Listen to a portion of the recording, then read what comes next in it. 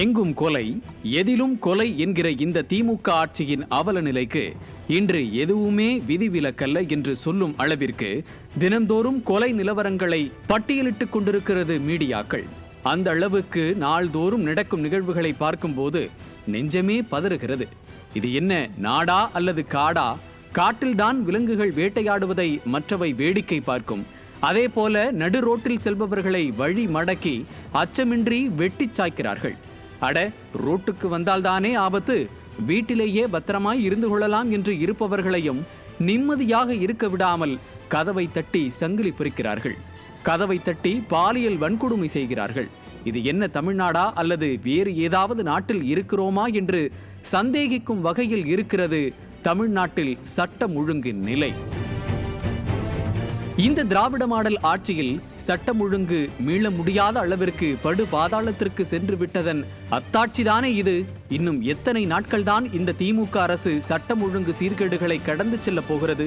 நிர்வாகத்திறன் துளியும் இல்லாமல் சட்டத்தின் மீதோ அதை காக்கும் இடத்தில் உள்ள அரசின் மீதோ குற்றவாளிகளுக்கு அச்சம் அறவே இல்லாத அளவிற்கு சட்டம் ஒழுங்கை கண்டுகொள்ளாத முதல்வர் ஸ்டாலினுக்கு தன் கடும் கண்டனங்களை பொது வெளியிலும் ஊடக வெளியிலும் சட்டமன்றத்திலும் ஒவ்வொரு நாளும் தெரிவித்துக் கொண்டுதான் இருக்கிறார் எதிர்க்கட்சி தலைவர் எடப்பாடி கே பழனிசாமி.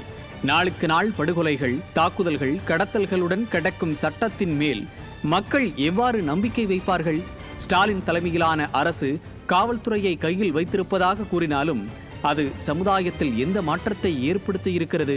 ஒரு அரசு அதன் குடிமக்களின் பாதுகாப்பை உறுதி செய்யவில்லை என்றால் அது தனது ஆட்சியை இழக்கும். இதுதானே நியதி.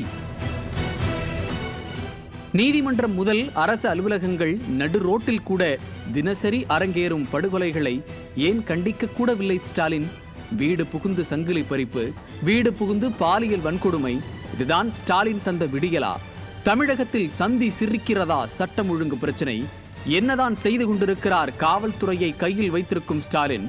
எதிர்க்கட்சி தலைவர் கேள்விகளுக்கு பதில் சொல்ல முடியாமல் திணறும் திராவிட மாடலை வீட்டிற்கு அனுப்ப தயாராகிவிட்டார்கள் தமிழ்நாட்டு மக்கள். நியூஸ் ஜே செய்திகளுக்காக இணை ஆசிரியர் மனோஜ்குமார் கோபாலன்.